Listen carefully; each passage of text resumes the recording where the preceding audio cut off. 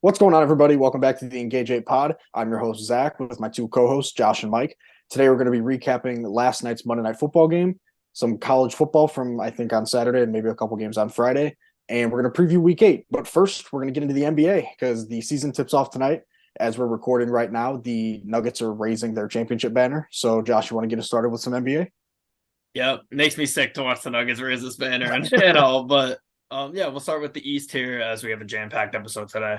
We're gonna quickly go through each of our top four teams in each conference, and then we'll give conference final predictions and NBA final predictions at the end here. So starting off with my first team in the East, I have the Boston Celtics. I just think top to bottom, they are the best team overall. They lose Marcus Smart in the trade to the Grizzlies, I believe, and then they bring back Drew Holiday in a different trade. And Drew Holiday might be the perfect replacement for Marcus Smart. He's exactly what Marcus Smart is, but better at just about everything.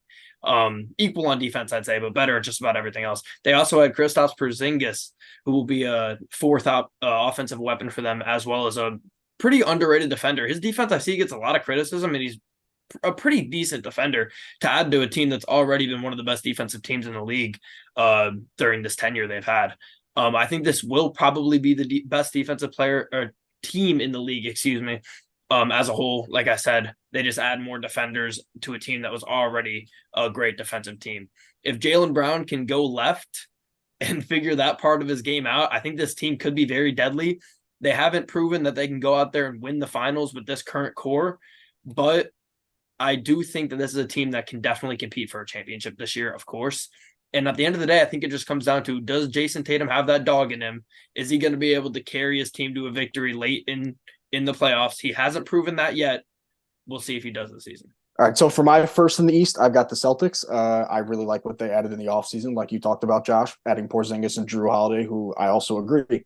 Perfect Marcus Smart replacement. I think he is a little bit better on the three-point shooting side, so surrounding their big-time players, Jaylen Brown, Jason Tatum, however you want to categorize them as 1A, 1B, or just someone who can and can't go left. But yeah, I really like the Celtics. Porzingis, like you said, his defense, it gets a lot of unnecessary criticism. His length and height in general can really just be a nice presence around the rim. Derek White is also someone we don't talk about enough. I love him. Unfortunately, they did lose Malcolm Brogdon and I believe the Drew Holiday trade, right? And then, yeah, they get Horford off the bench, which is nice too. Or I believe they're going to let Horford come off the bench and let Porzingis run the five. But yeah, I really like the Celtics this year. Yeah, I do too. I have them at first. I'd say they maybe had the best offseason in the entire NBA. They lose a lot of players that they had. They weren't afraid to shake it up their roster. They lose Marcus Smart. You mentioned they lost Rob Williams, Malcolm Brogdon, but they were able to replace them with Kristaps and Drew Holiday, which is just a great fit for them. And like you mentioned, Zach, they get Al Horford off the bench, which could be huge for them. Their defense should be probably the best in the NBA. And now they get a full offseason under Joe Mazzulla, they had to deal with the Ime Udoka issue in the offseason. But you touched on it, Josh. This is a prove it year for Jaylen Brown. He's got to prove that he can develop with the left hand, got better. But I think no matter what, this team will be competing for an NBA championship and is one of the best teams. Brad Stevens continues to be one of the best GMs after he was already possibly the best coach in the NBA. So great offseason for the Celtics. I got them at number one. Before I move on to my second team in the East here, I just want to say we're going to not be covering every NBA team today in this preview, but as lower end preseason teams end up playing better as they do every single year, we will be discussing that on the pod. So if we don't talk about your team today, if they play well, we'll talk about them. But moving on here, second team in the East for me, the Milwaukee Bucks. This is a team that obviously gets Dame Lillard in the big trade this offseason recently. A few weeks ago, we discussed it on the pod already in depth, but he's going to be a huge addition to this team. Best offensive player on the team for sure. Giannis will now be a second option on offense. It'll be interesting to see how they play because this is Giannis's team. Similar to the KD and Devin Booker situation where KD comes in. And is he probably a better offensive player than Book? Yes, but it's been Book's team this whole time. So it's like, oh, who's going to be getting the rock in the crunch moments? I think we will get there, Josh. We will get there. But my point is it's a very similar situation here where this is Giannis's team, but who's going to get the rock late in the game because Damian Lillard is the better offensive player. Malik Beasley is apparently supposed to play a pretty big role in this team and will probably be the team's fifth starter. It seems the teams have really been obsessed with him over the past few years. For some reason, he was on the Lakers for a short stint as well. This bench, though, is really rough. And I know it's cliche to say this about a team that trades for big name players and builds a super team. It's very cliche to be like, oh, they don't defend or they don't have a bench. But this team really doesn't have a bench. They have Pat Connaughton that'll step up because they lose Grayson Allen in the Drew Holiday trade, I believe, or the Dame Lillard trade. So they lose Grayson Allen. That's a big piece for their team, but they still have Pat Connaughton off the bench. I think Bobby Portis will probably start. I would assume Bobby Portis moves up from the bench to starting now. So you lose a couple bench pieces there for them. And it's just going to be interesting to see how Giannis plays with a really skilled player. Yeah, I love how you threw in a skilled player there. But I also have the Bucks at 2. I think Dame and Giannis are going to be probably a top 3 duo in the league, maybe top 2, along with, like you mentioned, Book and KD. But I really love that Chris Middleton, he's going from their primary perimeter scoring option to their second perimeter scoring option. Dame, he just adds a whole new element to this Bucks team, being a really solid pick and roll player, and adding Giannis, who is a big body who can move laterally and just in general very well, offensively and defensively. It unlocks a whole new part to Giannis's game that we haven't seen yet because he hasn't played with somebody like Dame before. And Dame also hasn't played with someone like Giannis before. So I think this is going to be a really, really fun team to watch. I believe Bobby Portis will still probably be coming off the bench because they've got Giannis probably at the 4 and then Brook Lopez at the 5. Oh, yeah. And Brook Lopez and Giannis, they're going to be really good defensively as they usually are. And Bobby Portis coming off the bench, he's always in the conversation for 6th man of the year, at least ever since he went to Milwaukee. So that's definitely something to keep track of. Former Bull, love the guy. But yeah, I love the Bucks too. I love them too. I also have them at second. They shake up their roster in a big way. They signed Giannis to a big 3-year, $186 million extension. I think the 3rd year has a player option, so we'll see how that goes. They also fired Mike Budenholzer and hired Adrian Griffin to be their new head coach. So it'll be a little bit of a learning curve early in the season. Damian Lillard, like you touched on, Zach, is able to stretch the floor in a completely different way than Drew Holiday, really. Chris Middleton becomes a second option. One thing that I'm looking to watch for them, though, is their rookie 2nd-round pick, Andre Jackson Jr. from UConn. He was a freak athlete in college. He was a all-right shooter, very, very good defender, 6'6" with a big wingspan. I think he could sneak his way into this lineup pretty quickly, get some minutes, and I think he'll show out this season and be a very good rotational player for the Milwaukee Bucks. All right, moving on here to my 3rd team in the East. I had a couple options I could have went with here. I considered the Heat, I considered Philly, but I ended up going with the Brooklyn Nets. I think this is just a super talented team that could win a lot of games if they figure it out chemistry-wise. They go and they bring in Lonnie Walker from the Lakers this season, who had a pretty solid last year with the Lakers. He had some games in the playoffs where he was great. And then they draft Jalen Wilson from Kansas, who was just a great offensive wing at Kansas, and I think he could play a big role in this Nets team. Cam Thomas is a dog, as we know, on offense, but he really just needs to figure out how to play winning basketball. We've seen he can go get us 40 and 50 points, but you need to go out there and see if he can play winning basketball and be efficient and play the right way. I think this is overall just a very underrated team. Are they maybe the least top-heavy team in the league? Yes, but I also think they might be the deepest team in the league. They have Mikal Bridges and Cam Johnson, who they got in the trade last season. Like I said, they got Lonnie Walker. They also got Dennis Smith Jr. they picked up this year to go along with vets like Dinwiddie and Dorian Finney-Smith. Didn't even mention Nick Claxton, who's been one of the best defensive bigs in the league the past few years. I just think this Nets team is pretty scary and not really being talked about that much. I actually have the Cleveland Cavaliers. Wow, I can't talk today. At my 3 seed or 3rd best team in the East. I really like what they have in their backcourt of Darius Garland and Donovan Mitchell. I think they could be a top 5 backcourt in the league this year. I really think this is the year that Evan Mobley takes that really big step. I think he could be a 20 points per game scorer and maybe even a DPOY contender. He's got a great frame, and playing alongside Jarrett Allen allows him to drop down to the 5 or just guard out on the perimeter against those smaller stretch 4s that we see in the league today. And I think he takes a big step this year. The team, I don't think, has changed too much compared to last year, and they were pretty good last year. So I think this is the year that they get to that 3 seed, they hold on to it. Donovan Mitchell is their number 1 scorer. Darius Garland is their number 2. And then they let their other guys, Jarrett Allen and Evan Mobley, really just hold it down defensively. And they probably win one or two playoff series. Maybe just one. We'll get to that later. So I got the Cavs at my 3 seed. I also have the Cavs at my 3 spot. They finished 51-31 last year, and I think their roster got better. They added Max Strus, Georges Niang, and they drafted someone who was expected to be one of the biggest phenoms, Amoni Bates. I'm interested to see how he turns out in the NBA. Like you said, Zach, I expect Evan Mobley to have a big third-year jump, and this team has some pretty good depth. Isaac Okoro, Karis LeVert, they got Jared Allen at center, Georges Niang now, and Donovan Mitchell. He's been one of the best shooting guards in the NBA, and he's one of the best scorers. Last year, he averaged 28 points per game on 48% shooting, and Darius Garland averaged 21 and played great at the point guard. Isaac Okoro, I expect him to continue to get better. I don't know if this team is really primed for a deep playoff run. They didn't prove it last year, and they have to prove it this year. But I get the Cavaliers at 3.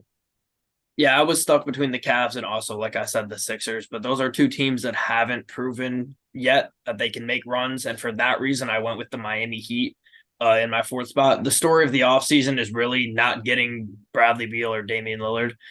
They were looking like they were going to get this next option to help out Jimmy Butler, trade away Tyler Hero. They ended up not being able to do that, whether that was by choice or because the Portland Trail Blazers and the Washington Wizards didn't want to give their players to Miami.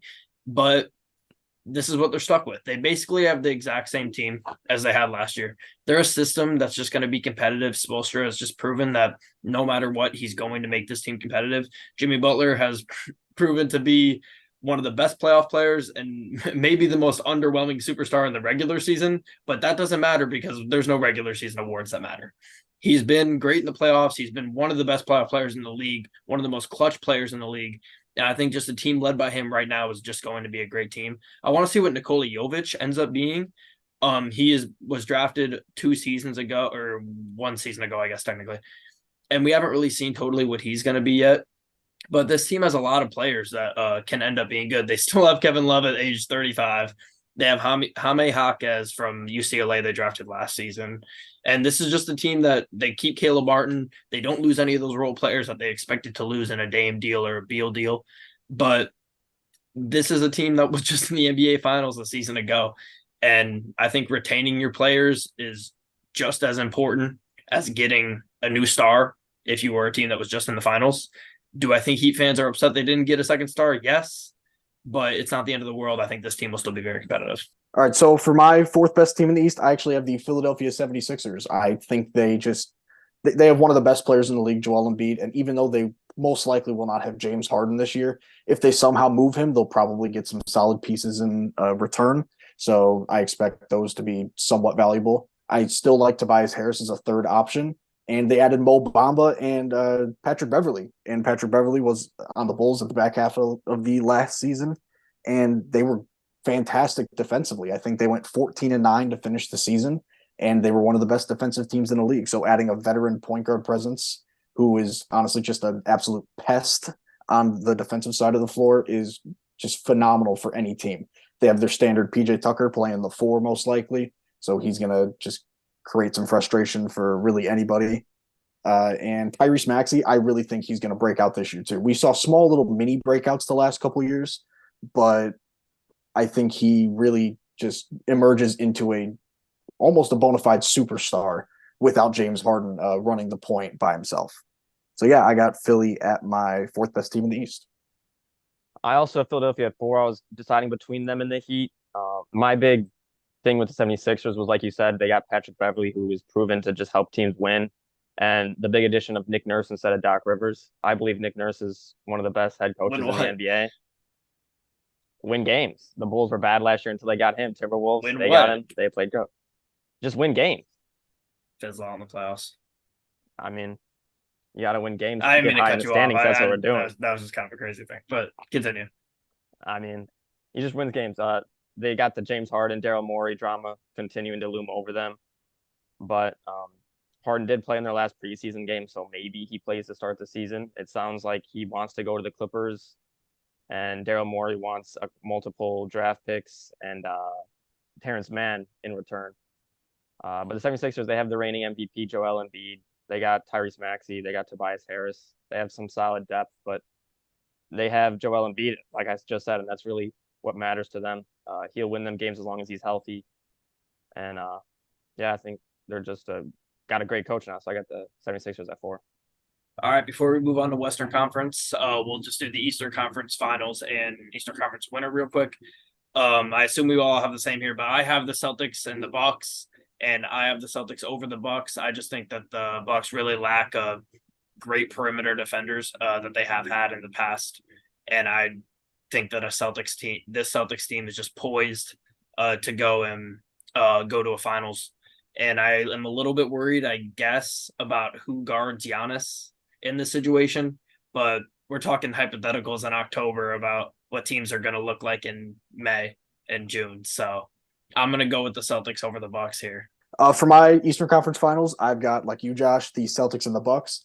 And I've got the Celtics probably in a 6, maybe 7-game series. These are honestly these two are head and shoulders above the rest of the East, in my opinion. I love their star power and their ability to really just play defense extremely well.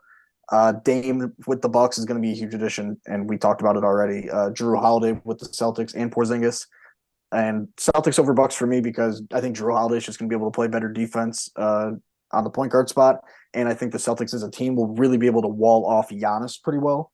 So yeah, I got Celtics making it to their second finals in I believe 3 years. Yep, and I have Celtics versus Bucks with the Celtics winning. The addition of Drew Holiday versus the Bucks really helps them, considering he'd be the one guarding Damian Lillard, and so that just helps them. I think the series could be maybe only 5 or 6 games, but the Celtics, they have great depth, they have great coaching, and they have the star power with Jason Tatum and Jaylen Brown. So I got the Celtics winning in 5 or 6. All right, moving on to the West then. Number one team I have in the West is the Phoenix Suns. I think you really just add Brad Beal to this team to form a true big three and a super team in Phoenix to what was almost there, if not already there before. You lose Chris Paul and you lose DeAndre Ayton. DeAndre Ayton has made a lot of Suns fans frustrated over the past few years, underperforming really since that 2021 finals run. He's been pretty just poor throughout, not fighting for rebounds, really missing bunnies at the rim. I love DA, but it was time to go. And Chris Paul, that had also run its course. Chris Paul has had, not that KD and Book and Beal haven't had injury history, but he's had some pretty bad injury history, and he's getting up there in age. And to be able to move Chris Paul and Landry Shamet and a bunch of second-round picks for a third star and Bradley Beal was just really big for them this offseason. And then they went and they built the rest of the team out of wings that can defend and shoot threes.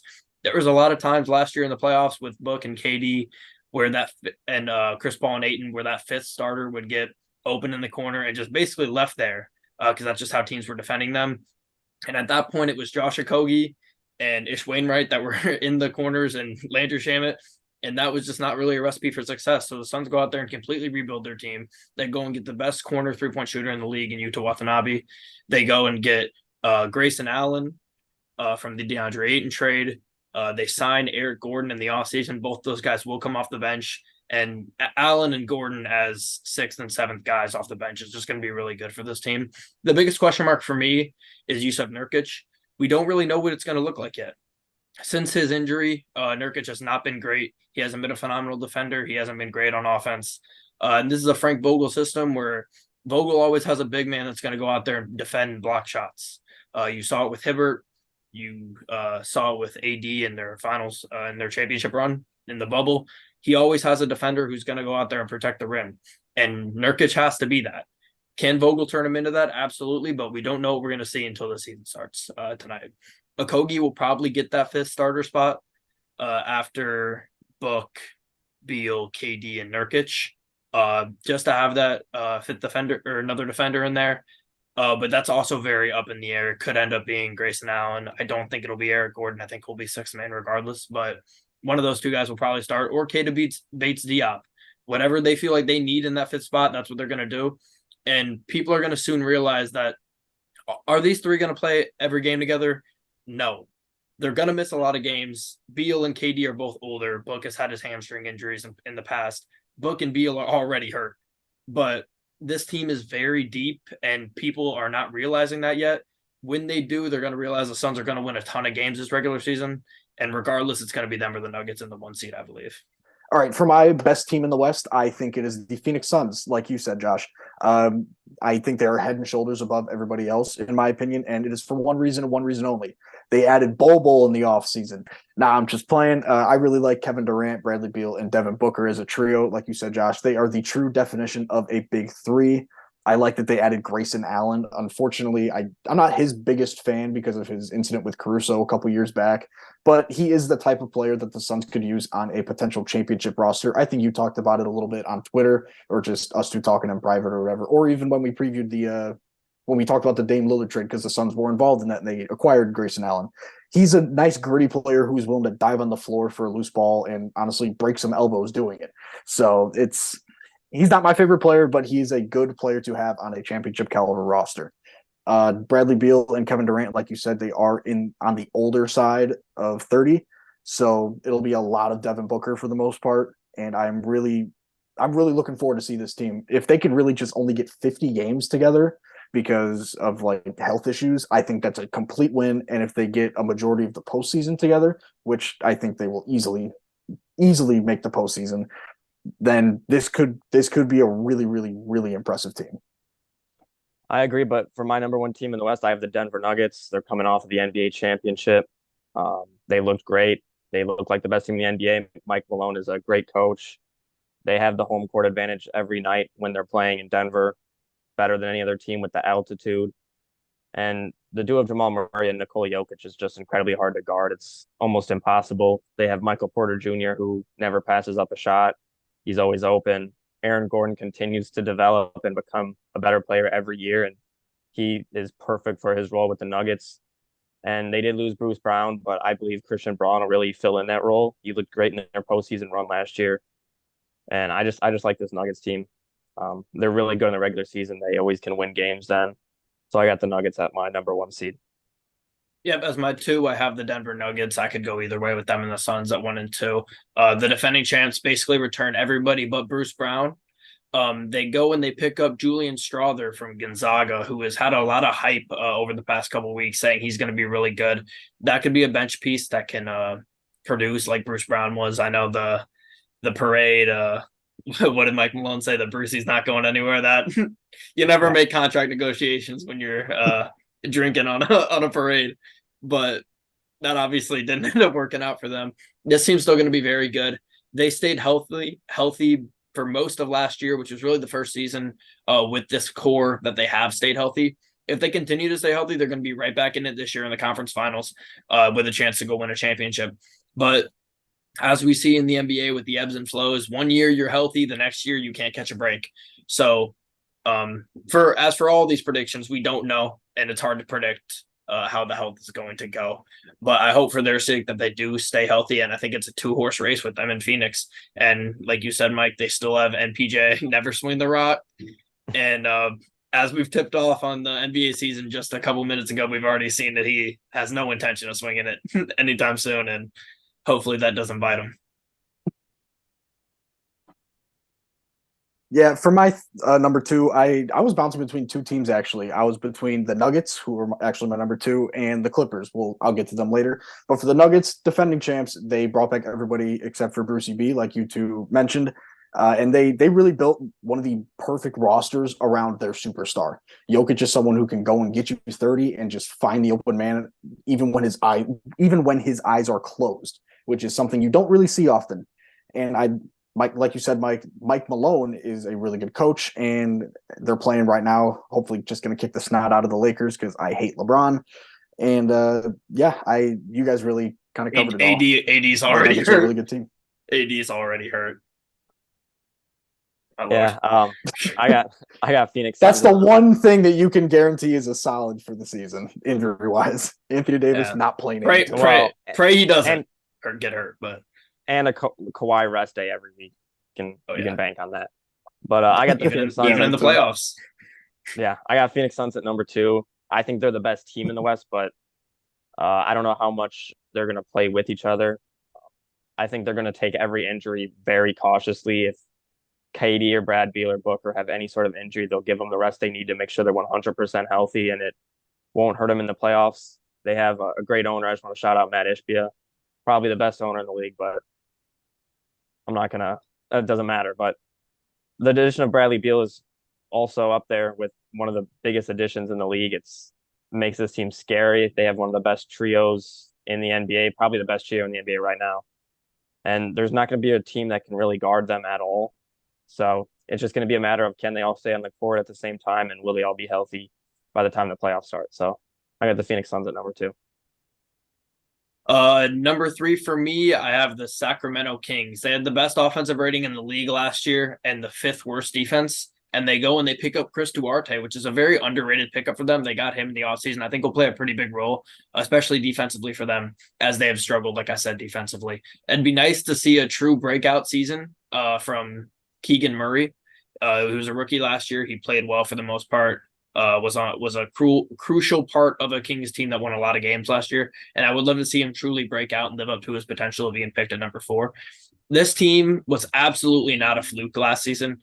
I'm seeing a lot of talk on NBA Twitter about how this team was a fluke and that they're not going to win as many games as they won last year, and they're high and mighty off the beam talk. But that's absolutely not the case. This is a very good team. They're very well coached, and De'Aaron Fox was the best clutch player in the league last season. And if he can continue to do that, I think this team's going to continue to be nasty. Sabonis had one of his best seasons ever last year. And I think this is a very serious team that's poised to go win a playoff series this year. They should have won one last year. I think they win at least one this year. I actually have the Los Angeles Clippers. Wow. Like I mentioned earlier, I really like that Russell Westbrook's going to have an entire offseason with these guys. And if Kawhi Leonard's healthy, which obviously we can't predict it, so I'm just going based off of on paper alone. I really like Kawhi and Paul George. I still think they're a really talented duo. And Russell Westbrook, who is a phenomenal passer and great in the downhill game, I think they're a really solid trio. And if they can defend the paint well as they can defend the perimeter when they're healthy, I think they can do some real damage in the Western Conference. Yeah, I feel like in the West, the 3 through about 6 is very close between the Warriors, Lakers, Kings, and Clippers. I went with the Warriors at 3. This core has just been together so long that there's no need to really worry about chemistry. They did add CP3, and I think that could help them a lot. It's just going to be a different Warriors than we've seen. It's going to be a lot of Steph Curry running off ball, and he's one of the greatest off ball players of all time. And he's going to have CP3 to find him open. Same with Klay Thompson getting open. So they have CP3 to just run the offense and let Curry and Klay be shooters. I think Jonathan Kuminga is going to have a big step up this year. I know a lot of people said that last year, but I think this is the year that happens. And defensively, they still have one of the best defensive players, Draymond Green, Kevon Looney, a great rebounder. It's very close between the 3 and the 6, but I have the Warriors. I just think they're going to be hard to stop on offense. Yeah, for a lot of the reasons you said, I have the Warriors at number 4. As much as I hate to say it because I despise the Golden State Warriors and I love Chris Paul, I think Chris is just a great fit for this team overall. Like you said, him running the offense with Curry and Klay to just run off screens and get open is going to be huge. I'm not sure how this lineup's going to work exactly because there's been the rumors of them going CP3, Steph, Klay, Wiggins, Draymond. I don't like that at all. I think you have 2 players in Draymond Green and Chris Paul who are weirdly similar to each other. Draymond's obviously a great defender, and Chris Paul at this point in his career is not, but they're oddly similar. I don't like that lineup at all.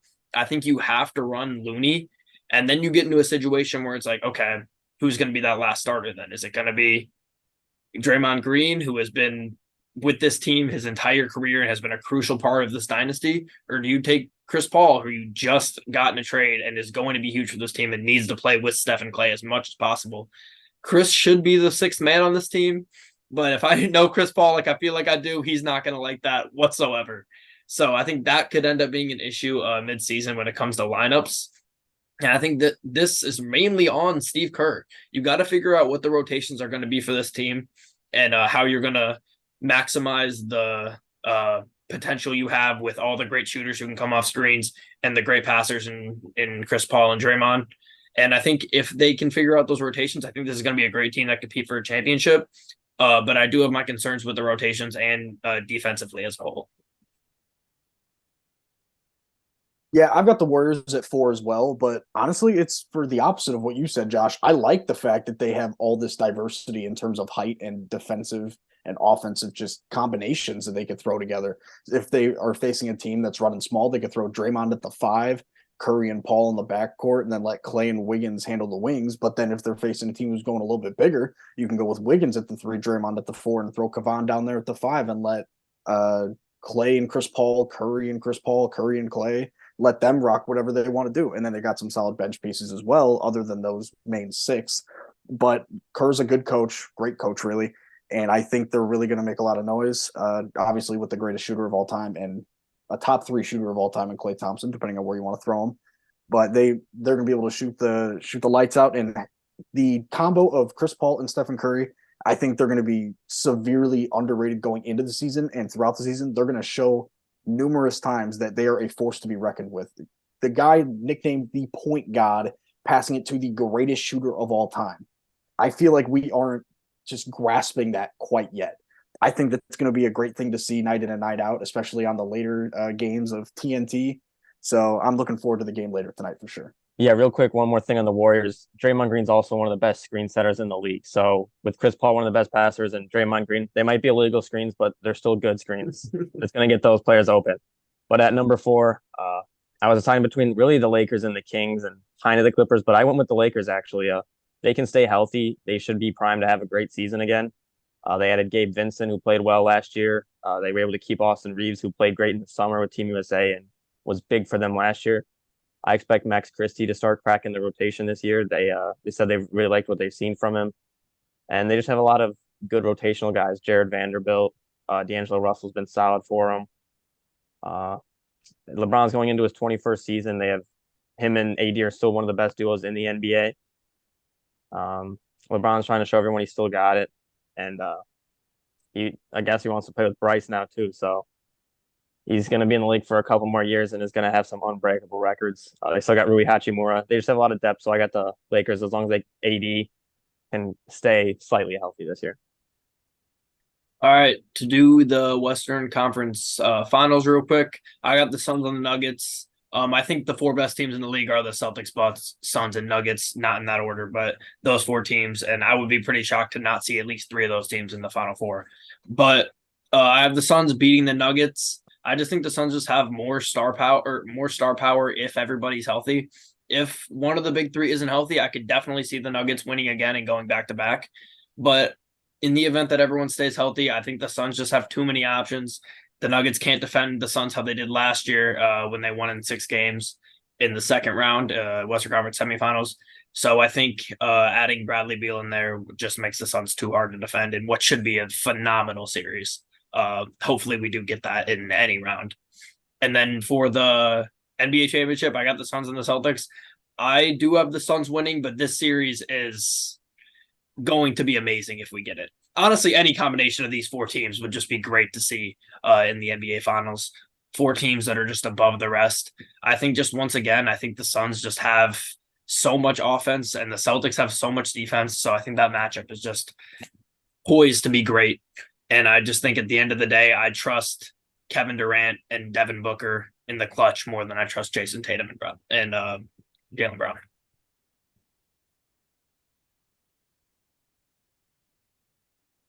Yeah, before I get started on my predictions, I just want to say, as soon as you started talking about LeBron, Mike, he showed up on the screen and started chatting it up with one of the refs. So I thought that was kind of funny, and I started chuckling a little bit.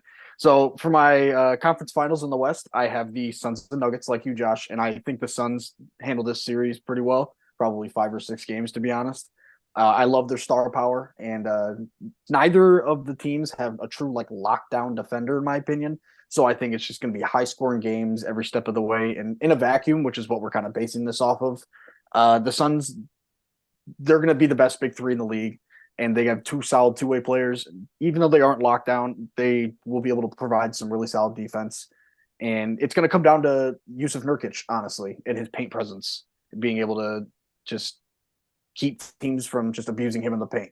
And if he does that, I think they have a really good chance to go all the way. And in the finals, I have Suns and Celtics, and this is such a hard one to predict. Like you said, Josh, this could be one of the better like finals we've gotten in a very long time. I think this easily goes 6, most likely 7 games. I think it'll be personally. I think it's going to be more of the visually pleasing scoreboards to see, just with the green and the orange next to each other for 7 straight games. I think it's going to be really nice to look at.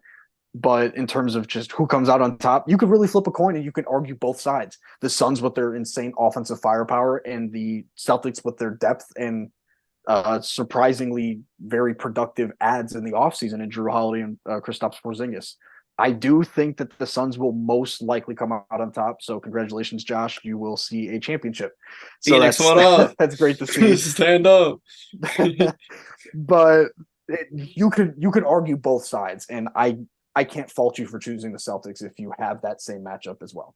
All right, Mike, tell me how the Nuggets are going to beat the Suns. I can feel it. See, I would go with the Suns, but we need some diversity here.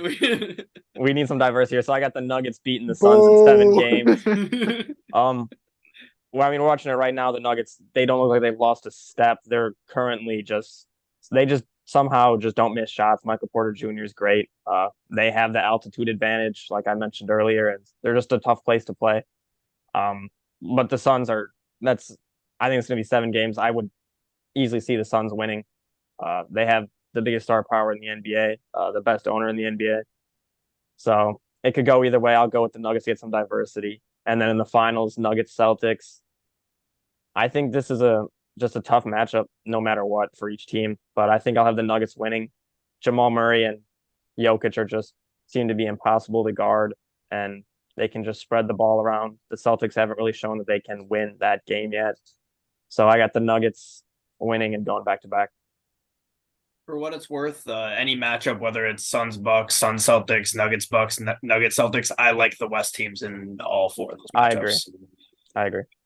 That's no disrespect to these teams. You guys, what do you guys want to do next? College football Monday night. What do we want to do? I just want to say some really quick things about the NBA. Oh, go ahead. Yeah, go ahead. Yeah, they did in I don't know what word I'm looking for here, but they implemented a new rule. Flopping is a penalty, and there is an in-season tournament this year that begins on November 3rd. Yes. And the championship will be on December 9th. All of these games count towards the regular season. It's gonna be fun. It's gonna be fun. They have an expanded coaching challenge, and we touched on it earlier. There is now like a fine, and you can't rest players unless they are veterans, I think. I'm excited to see how all that works out. Yeah. So, a couple big things, couple coaching changes. We touched on Ime Udoka to Houston, Frank Vogel to the Suns, Monty Williams to the Pistons, and Darko Rahakovic, I would probably pronounce that wrong, to the Raptors. So, a couple big things. Okay, now we'll get on to college football. We're finished with NBA. Just some quick things. Washington survived Arizona State. Michael Penix really didn't look like that Heisman candidate.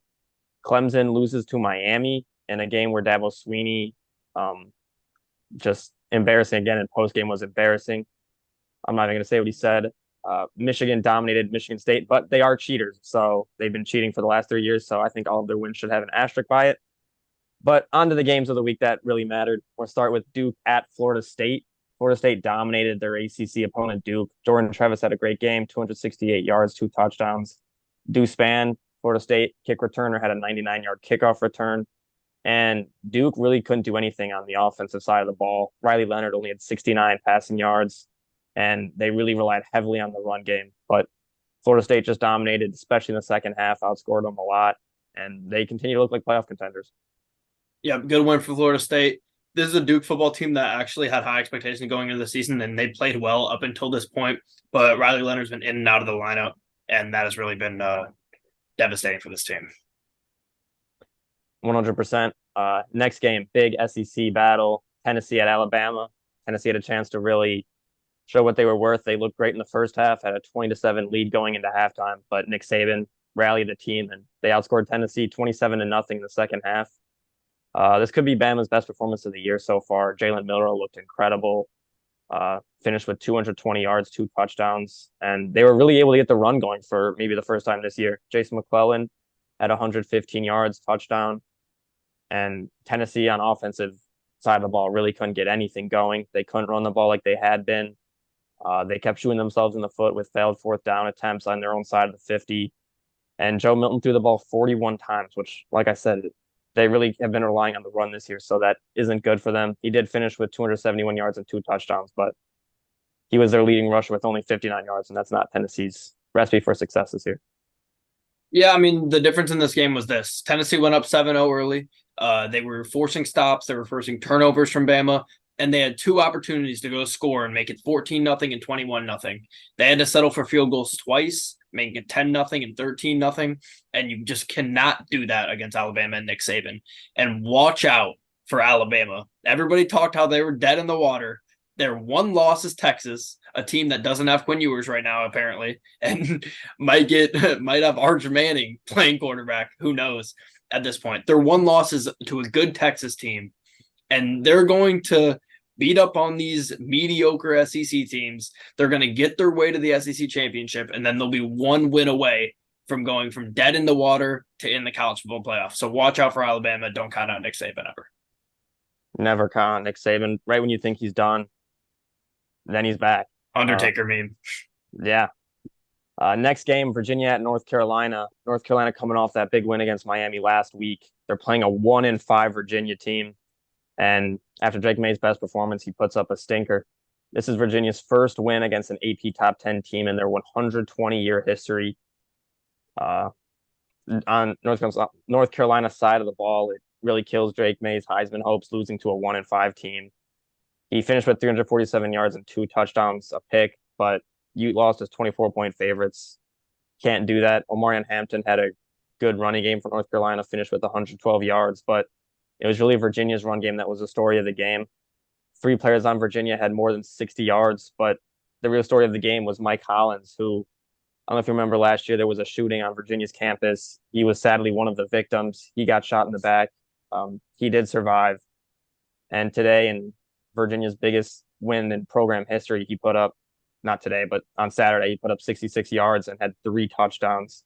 So just really happy for him and really good for the Virginia football team going through what they went through last year. No one should have to go through that. So just big win for Virginia.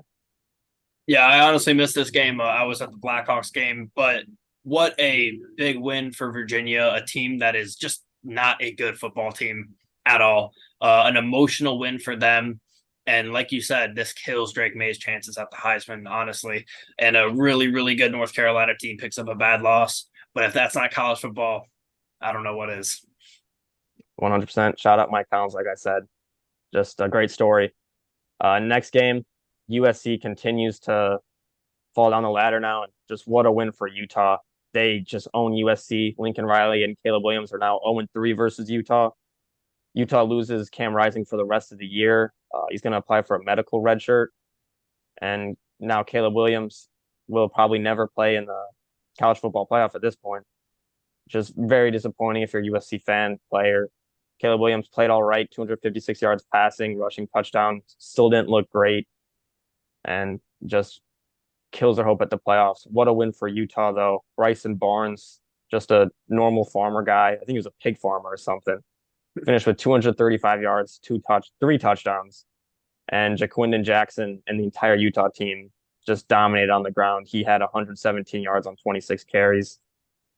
Utah's a good football team, and they know they don't get Cam Rising, so they know they're dealing what they have to deal with, and they continue to win. Wasn't too long ago that Caleb Williams painted "fuck Utah" on his fingernails. He is 0-3 against Utah in his career. Just kind of a bad look overall. I don't want to say Caleb Williams is an unlikable guy, but just sometimes he kind of does give that vibe off. As a player, he's fantastic, but this has just been a bad few weeks overall for this school, going from almost losing that game against Arizona to getting blown out by Notre Dame and then losing this game against Utah at home. Overall, like you said, Caleb Williams is not going to play in the college football playoff unless an absolute implosion happens to multiple teams, which I don't see happening overall. And I don't know. I wish Caleb Williams the best in the NFL, but at this point, he's basically at a prep school for the NFL. Yeah, it's probably very unlikely to even see him in a bowl game now this year. But on to our last game. Was the game of the week. Didn't really feel like it. Penn State at Ohio State. Ohio State really had control of this game. Their defense dominated all 4 quarters, basically. They had Noah Mecca Buka And Marvin Harrison just had another incredible game, 11 catches, 162 yards, and a touchdown. Continues to look like a generational talent. And it really wasn't pretty for Ohio State, but they were able to look dominant. They won. Their defense was the story of the game, like I said. They held Penn State, who had been playing great on offense, to only 13 points. And they were just on Drew Aller every play of the game. He didn't have much time to do. He only had 191 yards, and they weren't able to get the run game going. So big win for Ohio State. They might not be the prettiest wins, but they continue to beat teams that are very good. Yeah, this game, sadly, like you said, wasn't that good. Didn't really live up to the hype. A pretty boring game overall. But if you bet on Ohio State or if you're an Ohio State fan, you came out happy. Marvin Harrison, like you said, is great. He's going to make it to the NFL and be just a phenomenal, phenomenal receiver. When he fully fills out that 6'4" build, he's going to be a freak. And when he can get to the point where he's mossing NFL corners and safeties, it's going to be a sight to see. And he's going to be a top 10, top 5 receiver quickly. Very fast. And Ohio State, Michigan is looking to be a big game. Maybe both of them make it to the playoff again this year. It's probably unlikely, but it'll be interesting to see. Are we ready for some week 8? Or we got to get to Monday Night Football first, don't we? Yeah. The only thing I like, obviously, the rivalry week and getting to see Michigan and Ohio State at the end of the year, but it does suck in this current format. Having two teams that are going to play great all season, and most of the time, we got the exception last year, but most of the time it's going to be a scenario where whoever loses that game won't make the playoff in the 4-man format. When we get to 12-man, that won't be as much of a problem, but it does suck in the current format. But yeah, moving on, you guys ready to talk about Monday Night Football? Another game where we were wrong. Yes, sir. To say the least. The Vikings they beat one of the NFL's best teams in the Niners in Minnesota. Kirk Cousins picks up his 3rd win on Monday Night Football, his first ever Monday Night Football win over a team not named the Chicago Bears. And it was pretty crazy to watch, to be honest. This is a team that did retain Christian McCaffrey. He only has 15 carries for 45 yards rushing today and only 3 catches for a big 51 yards receiving. Gets in the end zone twice, as he tends to do. TJ Hawkinson was phenomenal. He had 11 catches for 86 yards. He went down when O'Connell told him to go down. And shout out the Vikings, man. A huge win. Big underdog, 7-point underdogs at home. And they go out there and prove everyone wrong, win this game by 5. And they probably could have won by more. So this is a big win for them. Like I said, they were in a spot in the NFC North before this where they had 2 wins, the Packers had 2 wins, and the Bears have 2 wins. And now all of a sudden they're sitting at 3-4 and they're second in the North.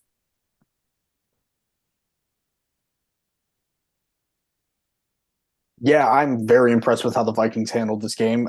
They didn't have that much of a ground game going, as the 49ers are very stout defensively, but Jordan Addison and TJ Hawkinson just shouldered the load for this offense. They really made it easy for Kirk Cousins, especially after that first unfortunate interception by Charvarius Ward in the first quarter. And Jordan Addison, he got his get back right before halftime. Nice 60-yard touchdown after just ripping it right back from him.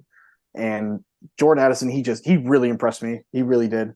But on the other side, Brock Purdy, last week I didn't really hold too much against him because he was playing against a very, very, very good defense in the Cleveland Browns, and he had a rough game as a whole, but then he got his team in field goal range and they unfortunately lost.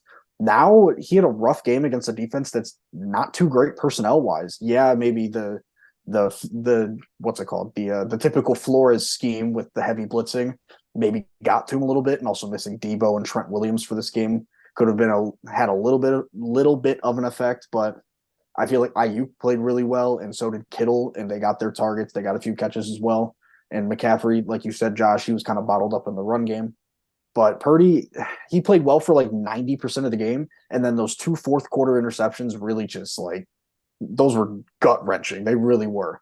So there's a little bit of a concern because I don't have it right in front of me, but I know that their schedule does not get much easier. I think I don't have it right in front of me, but I know they have a really tough schedule coming up. It started with the Cowboys, and then coming into the season, maybe the Vikings were going to be a slight issue, and apparently they really were. So we got to see how Purdy responds from 2 iffy weeks, one of which he played bad most of the game and then came through in the clutch. And then this one, he played well the entire game and then just completely folded in the clutch moments. So hopefully we get the best of both worlds and see him really come back next week and just play a lot better. Yeah, they have a tough matchup with the Bengals this week, but we'll get to that later. I'm not worried about Purdy yet. He played great for his first 10 games. He was undefeated. He's going to find a little bit of a lull. He's going to have to see some new things. He's still only in his second year now. Jake Moody continues to struggle with the 49ers as the rookie kicker, more misses. And Christian McCaffrey was able to break the NFL record for most consecutive games with a touchdown for the 49ers. So congratulations, CMC. But he really didn't have too much going, only averaged 3 yards a carry. Kittle had a solid day. Um, both tight ends. TJ Alex had a great day. Happy tight ends day to them. 49ers, they dropped back-to-back games now, and games that they really should have won. And the Vikings, just a big win for them. Jordan Addison had his best game as a pro. He looks like the wide receiver one at this point in the draft class. I'd put him slightly above Zay Flowers. And the Vikings and Kirk Cousins were just great on third down. Every time they had a third down, it felt like they got it. Kirk Cousins stayed calm in the pocket and would just deliver a great throw against the 49ers pass rush, which has been incredible. And the 49ers offense, outside of the turnovers, they played fine. 2 interceptions and a fumble. It's going to hurt you. We saw it with the Colts this week. But big win for the Vikings, and it keeps their playoff hopes alive. Yeah, I don't know much else to say about this game except for the fact this is just a bad loss for the 49ers as a whole. Brock Purdy, a couple bad games in a row now. I expect him to get back on path, like you said, Mike, 110 games in a row to start his career. So I don't have many big picture worries about him. Do we know where Robbie Gould is? I think he's a free agent. I think he's just now. sitting in free agency, just chilling at home right now, laughing his ass off at the fact Tough. that Moody's That's taking tough. his job away. That is tough. Yeah, I looked it up, and 49ers fans are begging front office to sign kicker Robbie Gould. So yeah, I would be too. Not the 49ers as an organization don't make many bad decisions. Trey Lance and this one were bad decisions. Well, I would say Jake Moody. I mean, I watched him a lot in college. He played for Michigan. I would tune into a lot of their games. He was very good in college. Every time, even if it was above 50 yards, it wasn't a problem for him at all. So he is a rookie. I think it's going to take some time, but we've seen a lot of kickers in college that have been great struggle in the NFL. There was a kicker from Florida State. I can't think of his name. He was like a second round pick and didn't last more than half a year in the NFL. Yeah, it is. It's tough. He went to Tampa. I remember him. Yeah. So I don't have much else to say. I feel like you guys kind of cover it really well, but I kind of want to look at the Vikings, like the rest of their season as a whole. I don't really think anybody expected them to pull out a win except for maybe their locker room. And they have a chance to really turn their season around. They have Green Bay on the road next week, who have been really rough, especially at the quarterback spot. They have the Falcons on the road, which we have seen Desmond Ridder is human at home. And then they have the Saints in Minnesota. They go on the road to Denver. Then they have Chicago at home, then go to Las Vegas.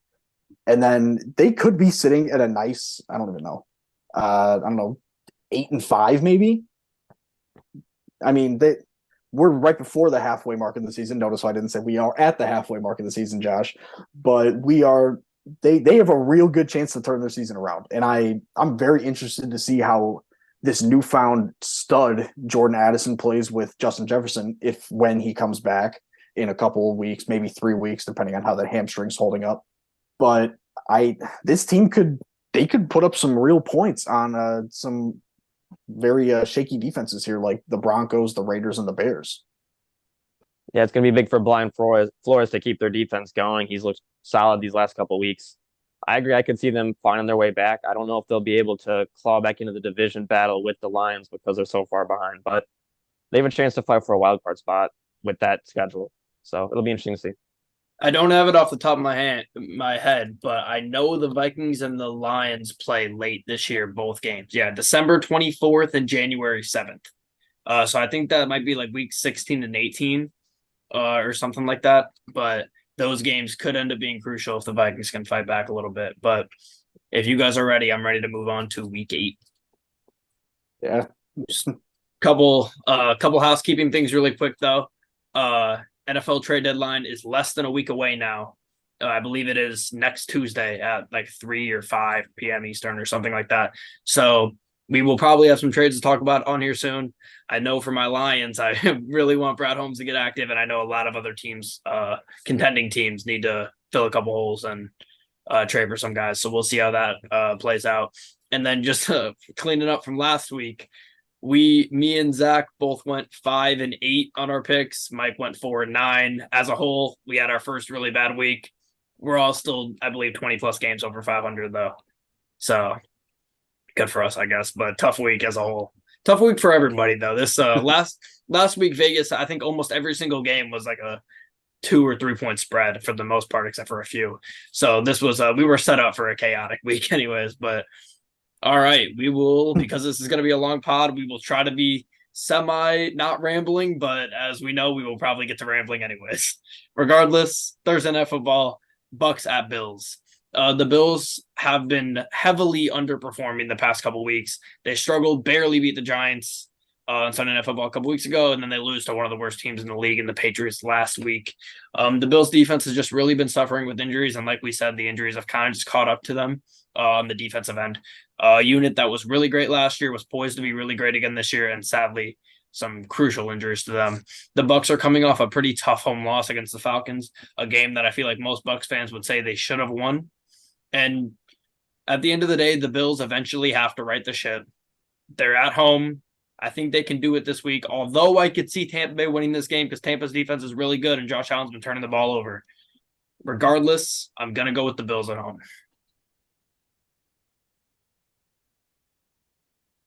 Yeah, I've also got the Bills. I just think they're the better team. Baker Mayfield, he has played surprisingly well in the first 6 games of his season so far, when a lot of people have really written him off, and really the Tampa Bay Buccaneers roster in general. So I think it'll be a relatively high scoring game. The Bills, like you mentioned, Josh, the injuries kind of caught up with them the last couple of weeks, especially defensively. So I do think that Baker's going to try and put up a good amount of points if Von Miller is held in check, which I don't think he will be for a majority of the game. But I have Buffalo in this one, and I think it's going to be a really high scoring game and a surprisingly good Thursday Night Football game. I don't think it's going to be high scoring. The Bills defense is coming off of a really bad performance against Mac Jones and the Patriots, but they have Baker and the Bucks, who have scored only 18 points and 1 touchdown in their last 2 games. This is a big opportunity for the Bills defense to bounce back. We said that last week, and it didn't work for them. But they continue to have Josh Allen turn the ball over, and he's really turned the ball over early. He turned it over on the first possession last week, and in the first quarter overall, in the last 3 games, the Bills are 24-0. They haven't scored, and the other team scored 24 in the first quarter. They can't let that continue, especially in this game. I believe they have to get out to a quick start. The Buccaneers have the number 1 red zone defense in the NFL, so it's going to be key for the Bills to put the ball in the end zone. But I got the Bills getting in the end zone early and just getting ahead early so they can not fall into the same trap they had the last couple weeks. So I got the Bills to win this one. If last week's pattern falls, congratulations, Tampa Bay. But next game here, as someone on the Phillies goes deep and ties up this game 1-1. Alec Bohm. Alec Bohm. I didn't see who hit it. Oh yeah, Bohm. There it is.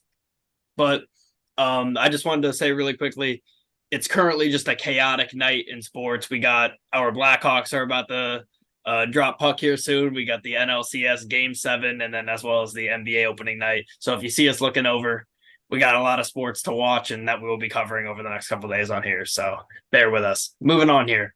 Texans at Panthers. This is CJ Stroud versus Bryce Young. Great to see. We've been waiting for this matchup for a while now. Huge opportunity for the Texans to go over 500. They're currently sitting at, I believe, 3-3 coming off the bye week, and this would be a big win for them against possibly the NFL's worst team. We don't know for sure yet. Both of these teams are coming off of a bye, actually. I forgot the Panthers had a bye last week. The Texans have been completely overperforming on both ends of the ball. Defensively, they've been great. They added a lot of guys in the offseason, and we talked about it. We were actually fairly high on the Texans, I would say, overall, when we were previewing the season. And they have been overperforming the public's expectations of them. The Panthers, on the other end, have completely been underperforming. They've had injuries that have kind of derailed this team a little bit. But overall, this roster wasn't anything completely special to begin with. So the injuries are really just crumbling a team that didn't have a special roster. I think the Panthers are just going to struggle on offense against this Texans defense. Texans, I trust D'Amico more than I trust why am I blanking? Frank Reich. Frank Reich, thank you. Coming off of a bye, Frank Reich has been heavily criticized by Panthers fans, and he did give up the play calling though, I believe. So we'll see how that goes. Congrats, 0-6. You finally decided to give up the play calling, but I think the Panthers are going to struggle on offense. I got the Texans eclipsing 500 and going to 4-3. Yeah, this is a huge matchup for Houston.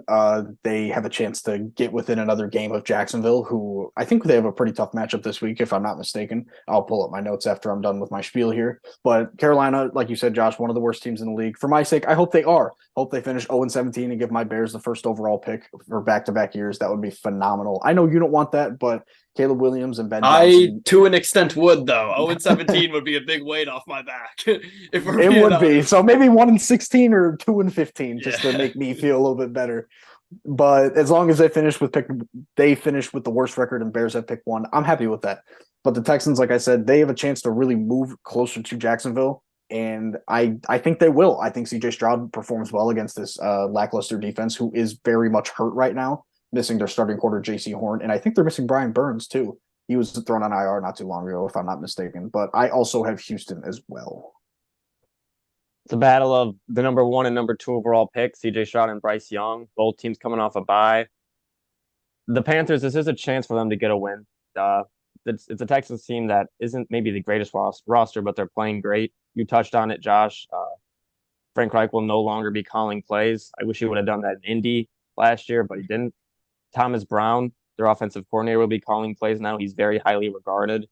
He was interviewed for the Texans head coaching job. Didn't get it, was one of the finalists. But the Texans, they've been one of the more surprising teams. CJ Stroud's been incredible. He looks like a star. He's got Nico Collins looking good, Tank Dell, who I think is still hurt. But it's a big game for them. D'Amico Ryans can continue to show that he's maybe the best rookie coach in the NFL right now.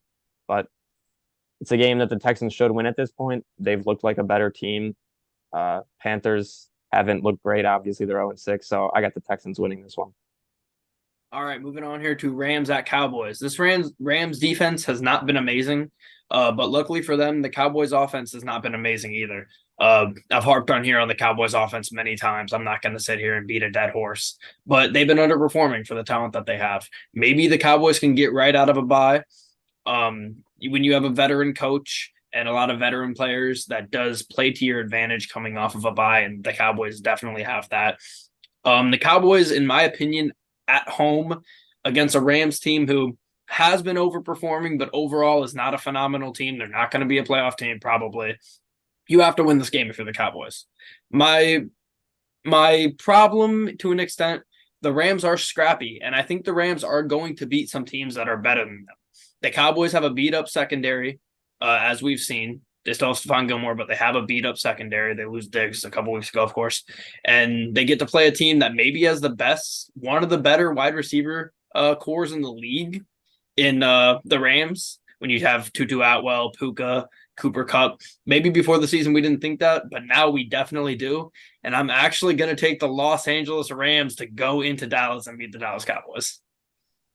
Wow, that's honestly shocking. Honestly, coming into this week, I was really excited for the Brett Maher revenge game, but he unfortunately was released earlier today. Yeah.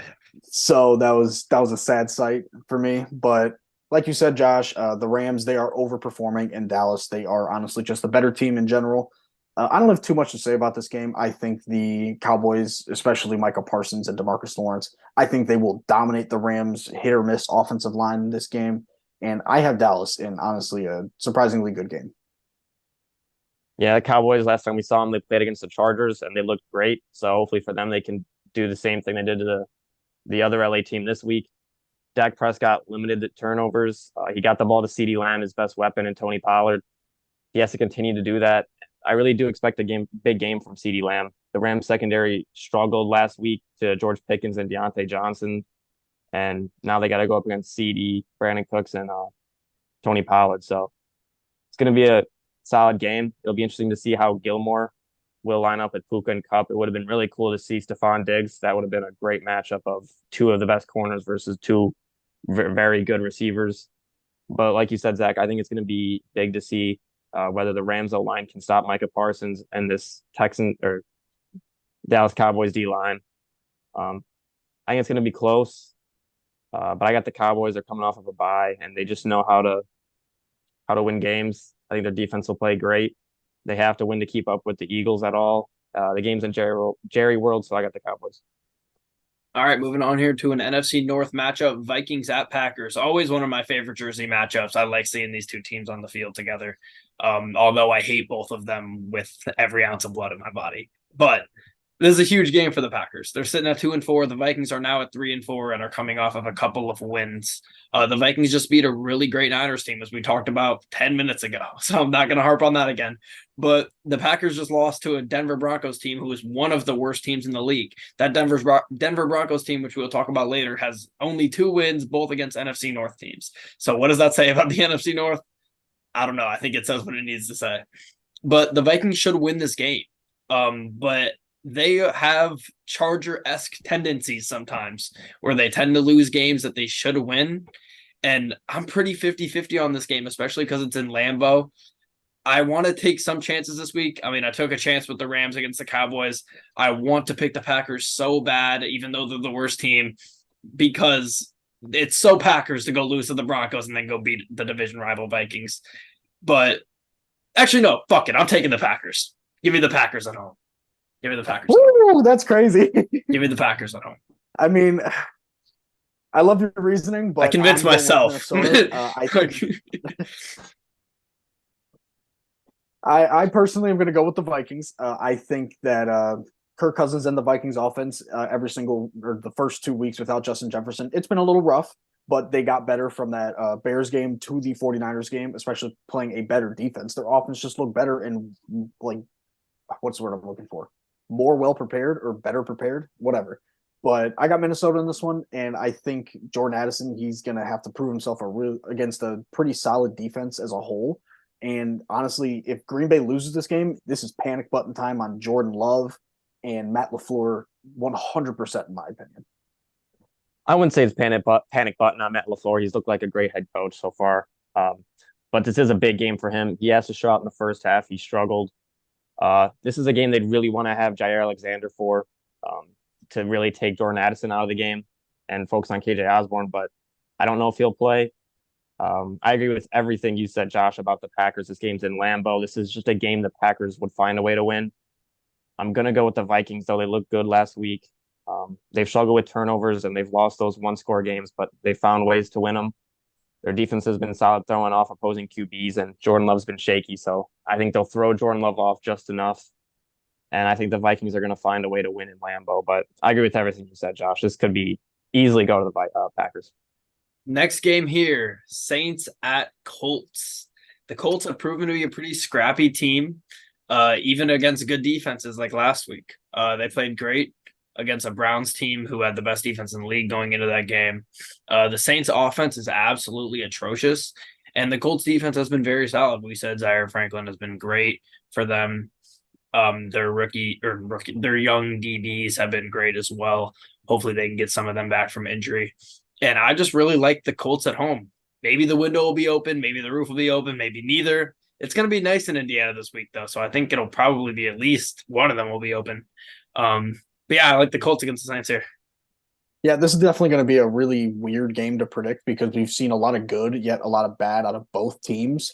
Like you said, Josh, that the Saints offense is they've been on the better part of really bad most of the season. They did kind of spark a little bit at the after the halfway point of their Thursday night football game last week. So I will be taking into account that the Saints have a little bit more rest because they did play Thursday night last week.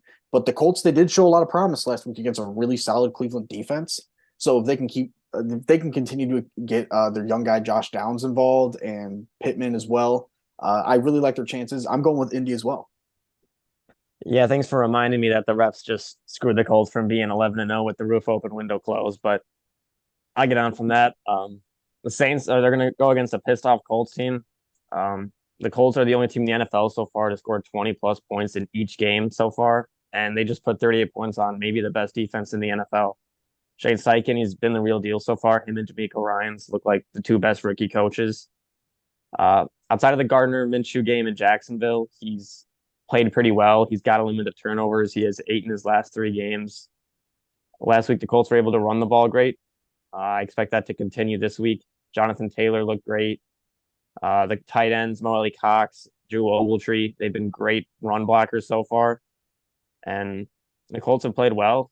But the Saints, they've looked all right. Olave did get pulled over for speeding. I think it was like 70 and a 35, reckless driving. I don't know. He was arrested and in jail or whatever. I don't know if that's going to affect his game status or not. Marshawn Lattimore for the Saints has been a lead so far this year. He's really shut down number one receivers. And the Saints have what's been one of the best defenses statistically so far this year. But Josh, you pointed out last week that they really hadn't gone against that great of offenses. It's going to be interesting to see. I think the Colts are going to win this game. I have them winning this game. They're pissed off. They're playing in front of their home fans again. They want to get some revenge for last week. They're not going to leave it up for the refs to decide. I think they're going to go out and win it. I just saw the video of Olave getting arrested. We're in intermission here. Did you see it? I didn't watch the video, but I saw what happened. He pulled Tony La Russa. Yeah, I play for the Saints. Did he really? Yeah, he said I play for the Saints. Yeah, and the cop said which was pretty hard. But moving on here, Pats at Dolphins. This game was pretty close when they played it in Foxborough on Sunday Night Football. The Pats are coming off a pretty shocking win against a Bills team who's been struggling the past few weeks for whatever reason, injuries catching up to them, Josh Allen turning it over, whatever you want to say. And I could see the Pats having a little hangover in Miami. Miami is a place where a lot of people do have hangovers, and I could see that happening to this Pats team. Mac Jones played great last week, and the Dolphins defense has been up and down. But we don't know what we're getting from Mac Jones week to week. He's looked like the worst quarterback in the league one week and then looked great other weeks. So I really don't know what we're getting. I assume we get a Dolphins team that wants to run up the score on their division rival here. I think they'll be able to do that pretty easily. I got the Dolphins in a blowout. Yeah, like you said, Josh, this game was really close last time, but it was also in Foxborough, and the Patriots did have both Judon and their young standout corner, Christian Gonzalez. So without Christian Gonzalez, who played really well against Tyreek Hill, considering how he's torched the entire league so far this year, I believe he's 98 or 92 yards away from 1,000, and we're already in week 8, which is just absurd if you really think about it. But I've got Miami. I think they're going to just dominate offensively after kind of struggling a little bit in the second half last week. And I don't think New England's really going to match it. I don't trust Mac Jones enough to believe that the good Mac Jones is going to show up on Sunday. So I got Miami. I have Miami as well. Dolphins are coming off a disappointing loss when they had a chance to show that they're Super Bowl contenders. And they have a significant talent advantage against the Patriots. Tua, he's 5-0 against the Patriots and Bill Belichick. And I feel like the Dolphins just usually somehow win this game. The Miami Miracle happened in Miami. They're just better. Mac Jones, you said it, Josh, we don't know we get on a week-to-week basis. And this Patriots defense, without Judon and Christian Gonzalez now going against the Dolphins offense, is going to look significantly different. So I got the Dolphins winning this one pretty easily. All right, moving on here to the New York battle, Jets at Giants. This is two teams that are not very how do I put this? They're not fantastic teams, but they've been playing well the past few weeks. The Giants gave the Bills everything they could handle with Tyrod 2 weeks ago, and then they beat the Commanders last week. I assume it will be Tyrod again. I don't think we know at this very moment, recording on Tuesday night. But the Jets defense has been a constant. They have been great all season. They're continuing to be great. We've seen Zach Wilson the past few weeks just look like something we haven't seen from him before. Maybe not say second overall pick worthy, but he's been fine. And I think you'll take fine from Zach Wilson, especially with the supporting cast he has on the defensive end. I think you'll take fine from him all day if you're the Jets. And the Jets are coming off this bye week. I think you have 2 weeks now to scheme Zach Wilson and really work on maybe adding new things to the playbook. You haven't had this break since Aaron Rodgers went down in week 1, and now you finally do to get everything right. And you're coming out and ready to compete. I think the Jets team could end up being a scrappy wildcard team if some games go their way and other teams lose some games, especially the Bills. Have they played the Bills yet? I don't believe so. So those games are going to prove they did week huge. 1 and they beat them. Oh, That's right. right. Yeah, Yeah. right. Yeah, so I mean there's a win over the Bills already. And yeah, I actually like this Jets team to maybe be a scrappy wild card team. I like them here too against the Giants at home, I guess. I mean, the Jets team as a whole, I guess we could really approach that as we get closer to playoffs. But like you said, Josh, if Zach Wilson continues to play at this like okay level, this team can go win a few games because of this defense. And I think this is going to be a relatively low scoring game. I feel like the Giants defense, their pass rush is going to get through quite a few times and affect a couple of Zach Wilson throws, maybe force a turnover or two. But I really don't see how the Giants can put up more than like 3 or 4 points on this really good Jets defense. I think Brees Hall, like he has ever since they kind of took the snap limit off of him, he's going to go out and dominate. I think he's going to have over 100, maybe 130 yards on the ground, or maybe 150 total, couple touchdowns. I think he's really going to cement himself as one of the best running backs in the league, especially after going down with the injury last year. And yeah, I have the Jets in this one. Yep. The Battle of East Rutherford, New Jersey. Not New York, even though they're both New York teams. The Jets, they get the extra week to prepare. The Giants are coming off of a nice win against the Commies. I don't really know what to expect, but when you look at the trenches, the Jets are slightly better on offense and defense. Well, significantly better on defense, but whichever one team wins the trenches battle should win. So I believe the Jets will win the trenches battle. Their D line has played very well. And Zach Wilson, like you guys touched on, he's played better as of late, which is really what the Jets need.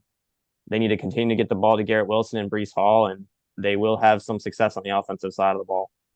Whoever wins this game should have an all right chance to make the playoffs, I believe. If the Giants win, they could just find their way fighting back into a wild card spot. But I think Zach Wilson and the Jets are going to find a way to win this game. All right, moving on here to one of my games of the week, probably. Jags at Steelers. The Jags have been playing amazing football on defense, and obviously so have the Steelers. The Jags, I will touch on more on the defensive end just because we didn't have the expectations for them on the defensive end as we did with the Steelers. We knew what we were getting with the Steelers. We knew they were going to be a top 5 defense. We know that TJ Watt's one of the best defensive players in the world right now. But the Jags on the other end have been kind of flipped the script of what the expectations were going into this season, as we've said a million times. I see this being a pretty low scoring game. And both teams last week, they're both coming off big road wins. Steelers won a home game in LA, and the Jags won. I'm blanking. Where did the Jags win at? New Orleans. There's New an Orleans, NFL. right? There's an FFL, right? Which is a tough place to play traditionally. So yeah, they both won big road games. I overall just trust the Jags offense more than I do with the Steelers, but I picked the Steelers last week. I could go, this is another game for me where it's pretty 50-50. I could go either way. I'm going to go with the Jags just because going on the road and getting a big road win for the Steelers, coming back home, I see maybe a little bit of a hangover situation with them. But at the end of the day, I think you're kind of picking hairs with this game. It's really hard to pick, and I'm going to go with Jacksonville, not super confidently. Yeah, you can really go into this game and like you can pick either team and make a strong argument for either of them. I personally am going Jacksonville. I think their offense is going to be stronger than Pittsburgh's offense. They're just going to outscore them. As I've said it numerous times, it sounds stupid just to score more points than the other team, but I don't think Pittsburgh's defense is going to be able to get to Trevor Lawrence enough. I think the duo of Calvin Ridley and Christian Kirk are going to play really well this week, and I think they're going to test the young corner Joey Porter Jr. and his other friends in the secondary, such as Minka Fitzpatrick. So I got Jacksonville. I think it's going to be a good game for sure, like you said, Josh. Yeah, the Steelers offense needs to be able to help their defense just enough to win these games, and their offense recently has found a recipe for success. They are 4-0 when they get George Pickens at least 75 yards, and they are 0-2 when they don't. Kenny Pickett, he's 12 of 30 on passes 15 yards downfield when they are to everybody, but he is 10 of 14 when it is to George Pickens and 2 of 16 when it's not. So the Steelers getting the ball to George Pickens is their recipe to success, and they should know that at this point.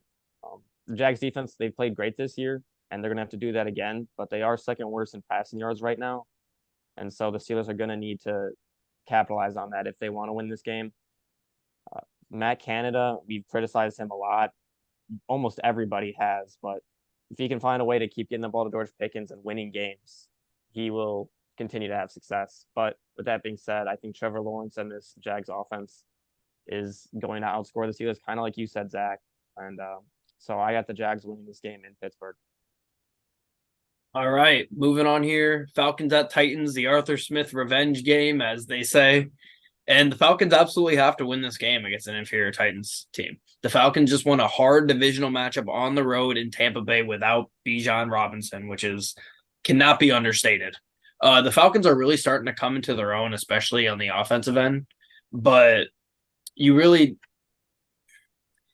really starting to come in their own on the offensive end. But their defense has been stellar this season. We said it before the year that they were a very talented unit and a unit that people were really not looking at enough. But at the end of the day, they're playing amazing football. I think the Falcons win this week. I think they start to pull away from the NFC South a little bit, and I think they're future division winners here. Yeah, this is definitely going to be a solid game. The Falcons really have to come out strong and keep Derrick Henry out of the game. Like you said, their defense is they've been playing pretty solid as of late, and really all year. We have all talked about their roster a decent amount through the offseason and early on in this season, and we're impressed with what we've seen so far. It's all going to come down to Desmond Ridder and maybe even Bijan for this specific game. So if the Falcons can go up early, I don't have too many doubts, but it depends on what Desmond Ridder we're going to see. So for me, I'm going Atlanta. Yep. Oh my. Ryan Tannehill is not expected to start this week, and I guess it's going to be a mix of Will Levis and Malik Willis, which is very interesting. The Falcons defense, they've been great so far this year, and if this game was in Atlanta, I think this game would be pretty easy to pick. Falcons defense has been good against the run, top 10 in fewest rush yards allowed, fewest pass yards allowed, fewest points per game, and they're fourth in total yards per game. But Desmond Ridder, we've talked about it. He's been great at home, but he's been very bad on the road with just a 1-4 record and 1 passing touchdown to 7 interceptions. I think this game's going to be pretty ugly. I think there's going to be a lot of turnovers. I don't think there'll be much offense. But something to note, Mike Vrabel is 8-0 when his team has at least 8 days or more of rest, and he is 4-0 coming off the bye. So I can't believe I'm doing this because I don't believe in this team, but I think Mike Vrabel's a great coach, and he wins off bye. He's 4-0, and he's 8-0 when they have 8 days of rest. So I'm going with the Titans. Former Tennessee tackle Taylor Lewan did say on his podcast today that he has heard it's going to be Levis. He said his sources are not the most reliable, but they are reliable to an extent. I would love to see it be Levis. But moving on here. Eagles at Commanders. The Eagles are playing really well, but they have struggled with Washington in the past couple of years with this unit. I could definitely see the Commanders covering this game. I think the spread is like 7. I've been fully on the train of just taking the Eagles spread no matter what all season. It has been profitable, obviously, but this is a game where I could definitely see the Commanders covering. I think the Commanders are, if I'm not mistaken, I think the Commanders are the only game that the Eagles haven't covered this season. I'm not positive. Oh, well, and the game they lost, of course, but the only win where they haven't covered. The Eagles seem to be figuring it out on offense a bit. They were struggling to an extent, I would say, on offense, especially Jalen Hurts. But A.J. Brown, there needs to be a conversation outside of Justin Jefferson, and I don't even know if you could really say that. A.J. Brown might be the best wide receiver in the NFL right now. He's playing fantastic. 5 straight games of over 125 yards. I believe that ties Calvin Johnson for the most such games in a row. I hope he gets 124 yards this week. But the NFC as a whole is just at the top. It's a big question mark. The Niners have been dropping some games. The Eagles lost a game to the Jets. The Lions were playing great, but they got clamored in Baltimore last week. So it's pretty up in the air at the top of the NFC. Regardless, I'm going to go with the Eagles, but I would not be shocked to see them have some struggle moments in this game. Yeah, I'm going with the Eagles as well. This is definitely a game to keep an eye on because last year the Eagles were the last unbeaten team remaining, I believe at 8-0 or 9-0, and Washington came into Philly, if I'm not mistaken, and they ended up beating Philly. So they do have to just keep themselves grounded and make sure that they face the team that they're matched up with. I do think AJ Brown will probably break 125 this game. He's been absolutely dominant the last five, obviously, and really the last year and a half. I don't really see a way the Commanders can stop him. They didn't in their first matchup, and I don't see them doing it at all this time. So I've got Philly. Yeah, Eagles had maybe their most impressive win last week against the Dolphins. After the game, Hurts looked a little banged up with a knee injury. He still had 279 yards. If for some reason he can't go, they still have Marcus Mariota as a backup. You guys touched on it. AJ Brown, he's been phenomenal. 125 yards in 5 straight games. If he gets to 6, he will have broken Calvin Johnson's record. And he really dominated against the Commanders last time he played them. I believe he'll break that record. And the Eagles were able to boost their injured secondary this week, adding Kevin Byard for 2 late-round draft picks. So just a big trade to boost that Eagles secondary, which I just said was banged up. And the Commanders, on their side, they've dropped 4 of their last 5 games after starting 2-0, and their O-line really, it looked like we could get past their O-line at this point. And they get to go up against one of the best pass rushers in the NFL in the Eagles, Hassan Reddick, Jalen Carter, Fletcher Cox, Nolan Smith. But they played great against the Eagles last time they played, but I think this is a completely different story. The Eagles have come on off a great win, and the Commanders have looked very poor recently. So I got the Eagles winning this game, even though it is in Washington and it was close last time. But I think they're going to win convincingly. All right, moving on here to Browns at Seahawks. I had here in my notes that we were still waiting on the Watson MRI, but I believe in the recording of this podcast, we did get a update. Does anybody have that off the top of their? It's actually kind of like a baseball injury, I guess. Oh yes, yeah, I did see that. Subscapularius within the rotator cuff. So he continues to have pain in both movement and weakness. For baseball pitchers, this causes them to miss 4 to 6 weeks, and they're hoping he can regain strength and velocity in his shoulder to shorten that window. Safe to say it'll probably be PJ Walker this week. Watson did clear concussion protocol for whatever that's worth, but the Browns proved they can be competitive without Deshaun this season so far. I mean, they go and they beat the Niners, they beat the Colts in a controversial game. And the Seahawks have showed us that they like to play games close no matter who they're playing. So this is going to be a very interesting game as a whole. I love the Browns defense, of course. Geno Smith needs to be careful with the ball. He's been turning it over the past couple of weeks. Prior to that, in his tenure in Seattle, he has not been turning the ball over at all. And that's the biggest advantage of Geno Smith. For some reason today, I was just thinking about it. It's pretty crazy that 2023 Geno Smith is just a starter and is like on a playoff team. That's just kind of wild to say, but he has not been turning the ball over until the past couple weeks. If he's careful with the ball, I got Seattle. It's hard to be careful with the ball against the Cleveland Browns, so I got the Browns no matter who they have a quarterback. Yeah, this is definitely going to be a really good game. This was one that coming in, like looking at it, it took me a couple minutes to really decide on who I wanted to pick because Seattle, their offense, they've got so many weapons. They got K9, DK if he decides to play, Tyler Lockett, JSN, who scored his first career touchdown last week, and Jake Bobo, who is a living legend as we see it. And obviously Geno Smith, who has had a career resurgence as of the start of last year. But Cleveland, the two big stories is their phenomenal defense, which is looking like a just top tier defense that we haven't seen since really the 2018 Bears, in my opinion. So, and that's all led by Myles Garrett, who's just rushing off the edge and just killing quarterbacks and right tackles left and right, and even centers every once in a while with that killer crossover. But it's all going to come down to who plays at quarterback. But like you said, it's probably not going to be Deshaun Watson. Even if it is PJ Walker, I don't expect him to do too much. But I do think Cleveland is going to just dominate defensively. So I've got Cleveland in this one. Yeah, it's the year 2023, and we have PJ Walker, Tyrod Taylor, and Geno Smith starting on 3 different teams with playoff aspirations. Not something I would playoff aspirations is maybe a stretch with the Giants, but they win after last year, maybe. Yeah. They have a chance. The Seahawks' 3 wins so far this year come off of teams with a combined 3-17 record. Their last 3 wins, and so they've really just been winning the games they should win. Geno has 4 turnovers in the past 2 weeks, and the Browns defense, we saw it last week, they've done a great job turning the ball over. Myles Garrett's been incredible. One of the best players in the league, no matter what.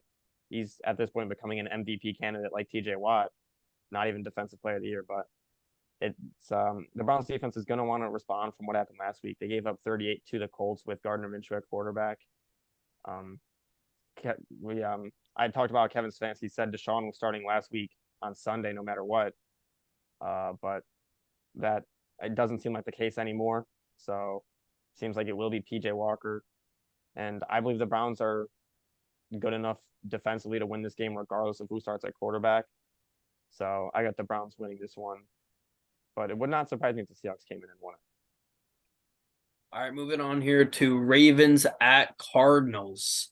The Ravens dominated last week, like I said, against the Lions at home, and they look to continue that. I don't know if the Cardinals will get another win until they get Kyler back. And they don't have Kyler back this week. The Ravens absolutely need to dominate this game. They need to not take their foot off the gas. They cannot do what Dallas did, go into Arizona and not take the Cardinals seriously and lose a game they shouldn't lose. This would be a very Ravens game to lose after coming off of such a dominant performance against the top 5 team in the NFL and the Lions last week. And the Ravens defense has just been really good without injuries. It's kind of been plug and play for them. Roquan has been fantastic at the head of this defense. Patrick Queen has taken some big leaps in his game this season. And I got the Ravens pretty easily.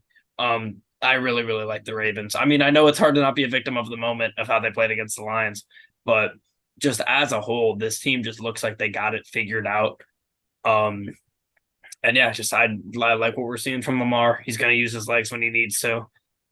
No design runs, and Lamar just sitting in the pocket and dotting up his receivers it's something to watch. And I like the Ravens to win this game and win a lot more games going forward. Yeah, I've got the Ravens in this one too, pretty easily. But they do have to make sure they stay focused. If they look past these Cardinals to their other bird opponents, Seattle next week, they could get caught in a trap and maybe they somehow drop a game that they shouldn't drop. I know I'm rooting for Arizona for obvious draft position reasons for my Bears, but I think Ravens win this one pretty easily, and they're gonna just move on to what's their record? I don't know, but they're gonna continue to just be a juggernaut and move forward. They'll be 6-2 if they win, I believe. 6-2, 5-2. Gotcha. Yeah, you guys touched on it. Lamar Jackson's looked like an MVP candidate, and last week he had one of his best performances of his career against a Lions defense that has played very well so far this year. This is a game where I could see a John Harbaugh team kind of just come out flat and just somehow find a way to lose. But I do think this Ravens team is different from teams in the past. Their defense has been phenomenal. They forced Jared Goff to 53 pass attempts, the 5th most in his career, and 5.36 yards per attempt, which is the 2nd lowest mark so far this year for him. But they've been incredible. The Cardinals, we've talked about how they're only a first half team, and I think the Ravens are going to not even allow that to happen. I think they're going to take over early and end the game pretty quickly. So I got the Ravens winning this one convincingly. Moving on here to another game I got pretty convincingly as well. Chiefs at Broncos. Chiefs are looking for the 17th straight win against the Broncos. Like I said earlier, Denver's only wins are versus the NFC North against the Bears and the Packers now. Chiefs, we're still figuring it out on offense. I think they made some big steps last week against the Chargers. And now they have Mecole Hardman. And obviously, you don't really have to work somebody back in if they were just on the team last year, but he was being worked in last week. He had the great punt return. I think he is going to be crucial for this team going forward, as he was last season. I got the Chiefs beating the Broncos again, and I think that we could very well see another Super Bowl rematch with the Chiefs and the Eagles. I have got the Chiefs in this one as well, quite easily. I don't think Denver really holds a candle to them, but I was very not surprised, but it kind of just blew me away with the interesting fact that I saw last week during the Chiefs game. Patrick Mahomes going into that Chargers game was 28-3 against the AFC West in his time as quarterback. Obviously, he's 29-3 now, but that is unheard of. That is Aaron Rodgers against the Bears type dominance against a single division. It's so tough. Like, him and Andy Reid both have been so dominant against this division. It's hard to pick against the Chiefs in general against any team in the league, especially against the AFC West. I'm going Kansas City. Yeah, one just really quick thing. Chris Paul will start for the Warriors tonight with Draymond Green sideline. So just get that out of the way. And Bradley Beal is also out as well. Got ruled out a little bit. But on to Chiefs Broncos. This is their 2nd time playing in 17 days, and really not much has changed. Travis Kelce's healthier. And we said it last time, Mahomes is incredible against this division. He's 12-0 versus the Broncos, which is tied, I think, Andrew Luck with the record versus a single opponent. And I just learned about this stat that Mahomes is 16-0 all time in divisional road games, which is just very impressive. So he just really owns the AFC South at this point. Like we saw last time, I expect another big game from Isaiah Pacheco as he's really played great recently for the Chiefs now he gets to go up against the Broncos. Poor run defense again. Broncos 2 wins so far this year are against 2 NFC North teams, the Bears and the Packers. Russ Wilson's, we've said he's been better, but he still has to go against the Chiefs defense that has been incredible and held him to his worst performance. We touched on the Nick Bolton injury in the review. He did dislocate his wrist, and I think he had to have surgery, so he'll be out about 2 months, I think. Yep. So that is a blow, but hopefully they have him back for the playoffs. I think the Chiefs win this game pretty easily, and Mahomes gets to 13-0 versus the Broncos and 17-0 in divisional road games. All right, moving on here to Bengals at 49ers. This was a game that preseason, looking at the schedule, looked interesting. And then for a minute, when the Bengals were struggling and the Niners were dominating, it did not look interesting. And now it kind of looks interesting again. You got a Bengals team that's coming off a bye, was playing well right before the bye, was starting to right the ship, got to 500, then had their bye. And then you have a Niners team who's now lost 2 games in a row to the Browns and the Vikings, 2 teams that have their bright spots, but definitely have their dark spots as well. Like I said, the Bengals are coming off a bye. The Bengals are at risk here of falling under 500.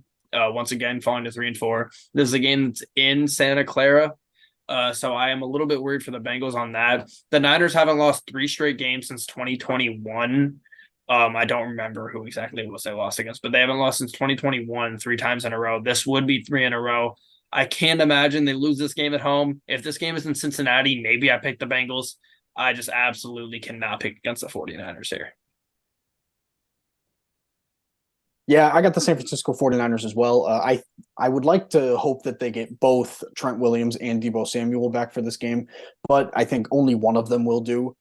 Getting Christian McCaffrey the ball early and often is going to be the key to this one, keeping that Joe Burrow and Jamar Chase-led offense off the field. The bye week for the Bengals, it's huge. It really is. Getting Joe Burrow, getting that calf back to or as close to 100% as you can and letting Jamar Chase just absolutely dominate, it's going to be huge. And I don't know what we're celebrating, but Ursay's just talking his talk on Twitter right now. Yeah, once you finish, I have a big thing to go on. I gotcha. But yeah, I've got San Francisco as well. I think they right the ship, and they really they're going to come out. Unfortunately, Cincinnati, they have 2 weeks to game plan for this game, and seeing San Francisco kind of struggle on Monday night, I think they're going to have a little bit of a similar formula, probably blitzing a decent amount on Brock Purdy. But I think Shanahan, he's a very good coach. We've talked about it numerous times. He's one of the best in the league. I think he's gonna battle back, and he's not gonna let this team lose 3 games in a row. I got San Francisco. Yeah, before I get into this game, I wish we got this news just like 2 minutes ago, 3 minutes ago. We were talking about the Colts, but Jim Irsay tweet, he said urgent NFL/Colts news. Sadly, well, I guess not sadly, but Anthony Richardson, he did have surgery today. It was a success. They didn't find anything that was unexpected. It was a long procedure, but it went well for him, and there's currently no day for his return. And then he says, Jim Irsay says, the NFL has admitted that they did not make the correct calls at the end of the Colts-Browns games. And Irsay believes that they need to institute instant replay for all calls, including penalties in the last 2 minutes of all games. Jim Irsay's talking his talk. I love him. It's funny to me that he puts number 5 quarterback Anthony Richardson. Like, we needed more clarification of who he was talking about. Yeah.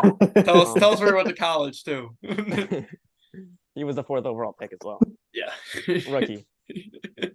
So nice that the NFL admits that they were completely wrong and robbed the Colts of a victory. And the random capitalization too, just capitalized all games at the end for no reason. Instant replay.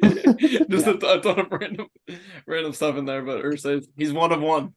He's one of one. I love him. I'll get on to the Bengals 49ers game now. This is an old rivalry. These two played in the Super Bowl a couple times. 49ers got the best of them both times. Bengals recently have been getting hot, and they get an extra week to prepare for the game, while the 49ers have lost back-to-back games and are struggling. Bengals with Joe Burrow are 2-0 coming off the bye and have scored 37 and 32 points in each of those games. And the 49ers, they get a short week coming off of playing Monday night. They're banged up. Deebo Samuel will not play. I don't know about Trent Williams. CMC and Ayuk are going to be the main focal point of the offense. The Bengals are starting to play some good football. I'm a believer in Joe Burrow and Jamar Chase, and if they keep getting the ball, I think they'll keep winning. So I'm actually going to go with the Bengals. I think they're going to find a way to win this game. All right, moving on here. Bears at Chargers, Sunday Night Football for some reason. The Chargers absolutely cannot lose this game against the Bears. Badgett has been very solid so far in his game and a quarter he's played of his NFL career. He is 1-0 in my eyes. And the Bears honestly have nothing to lose in this game against the Chargers. I would assume because of 85 that the Bears have a lot of just like random fans all over the place, similar to a team like the Steelers do, or some the Niners, Cowboys, whatever. So I wouldn't be surprised to see this be a home game for the Bears, but I'm not sure that really means much. The Chargers offense is good and they have been playing bad, and that's kind of the opposite for the Bears defense. The Bears defense isn't good and they've been playing good. So I don't really know what to expect. The Chargers are going to win this game. I can't believe I have to pick them, but I'm picking the Chargers in this rare scenario. I think they're just significantly more talented than the Bears, and you get a little Khalil Mack revenge game in there as well against not great O-line. So I would expect to see him get a couple sacks and the Chargers to win this game on Sunday Night Football. Yeah, this is the Khalil Mack revenge game, like you said. But Chargers, they got a lot to lose this game, and the Bears have nothing to lose. And a team with nothing to lose is very dangerous. So for me, I'm going Chicago. I don't know why. I think it's just because Bagent has like a lack of film that teams have on him. I think they're going to crowd the line of scrimmage a lot with a lot of bodies, force him to go deep. And the Chargers don't have anybody to guard DJ Moore. I think this could be another primetime game where DJ Moore just goes absolutely nuclear. And I think Bagent might move to 2. I think Bagent moves to 2-0 in his NFL career. Interesting. I got the Chargers. Bagent, he looked good. He led the Bears to a win in his first start. He's expected to start. Field is doubtful. Bears played great on both sides of the ball last week, and they're going to want to continue that going into this week. And it's prime time. You guys said it. They have nothing to lose. They're going to come out and play aggressive, but the Chargers, they also will. They know their season's on the line. It's an absolute must-win for them to keep their playoff hopes alive at this point. And Herbert really just has to deliver a performance. So far this year, he hasn't really looked that great, in my opinion. He's kind of looked like a social media quarterback. Sadly, Emmanuel Acho was right. But I think he will turn that around and start playing great. And the Chargers, they have the chance to really have the ultimate Charger this weekend. If they lose, Brandon Staley should be fired right away, but he should have been fired after the loss in the playoffs last year, in my opinion. But I can't pick against them this week. Sadly, I have to pick the Chargers. I got one more thing to say before we move on. Mm-hmm. The Chargers have the 32nd ranked pass defense in the NFL as of now. So if there was ever a game for Tyson Bagent to just uncork it, or hey, bring in Nathan Peterman for a 3rd and 10 heave, who cares? Just heave it down there and just see what happens. I think this is going to be a really interesting game. Don't got like passing. Go up and get it receiver though for that. I don't know. I don't know where he is. DJ Moore definitely is one of he's the tier under that. I don't think he's a go up and get it kind of guy though. No, he's not a go up and get it guy, but he's a big body, and I don't really think there's anyone on the Chargers other than Derwin that's really going to be able to compete with them. Yeah, but yeah, that's all I have about that game. Ready to move on to Monday Night Football here. All right, Raiders at Lions. The Lions have to come out of this game mad, of course, after the blowout loss in Baltimore last week. You come back home the week before the bye. You have to blow this team out and leave it all out there before the bye. The Lions have been good at home, and Ford Field will be super loud. Tickets for Lions games are ridiculous right now. It's craziest it's been in my lifetime. One of the loudest stadiums in the NFL this year. And I expect it to be rocking on Monday night for prime time. The Lions are wearing the 90th anniversary blue helmets. I don't know what jersey combo they wear them with. Maybe the grays. I don't know what we're going to get for that. The Raiders kind of have a mystery at quarterback. Maybe they should start pretending it's preseason and put AOC in, because I think that's the only chance they have to even compete in this game. The Lions' run defense is going to force the Raiders to throw the ball and turn it over. Josh Jacobs hasn't had the best year so far. Lions still do they still have the best run defense in the league? I don't know. It's They're still up there. they're regardless up there in the top 3. And I think they're going to absolutely shut that down, force AOC or Brian Hoyer to throw the ball, and that's going to be bad news for the Raiders. Lions should create some turnovers. I think on the offensive end, I think the Lions go and run all over them again. I think we see another big week from Jahmyr Gibbs. At first, I thought maybe at the end of the last game, the forcing it to Gibbs was just because it's a blowout. But as I've had time to think about it for the past few days, I think that might be a strategy they have going forward. Because regardless of whether it was the end of the game or not, they were able to get it to him whenever they wanted to late in that game. And you saw his explosiveness that many times late in that game. I think anything less than a 2-touchdown win would be a disappointment from me. I know the spread is 8. I think they cover that pretty easily and get a win, get back on track, and hopefully get David Montgomery back on the other side of the bye. Yeah, I don't think this game's going to be too much of a contest. I got Detroit as well in this one.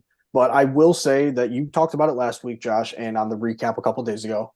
The Lions, they got some pressure on Lamar, but they never finished the plays. Hence his second touchdown where he kind of just danced around, did a little 360, no scope, and found I don't know who it was. I think it was Nelson Aguilar maybe in the back of the end zone, whatever.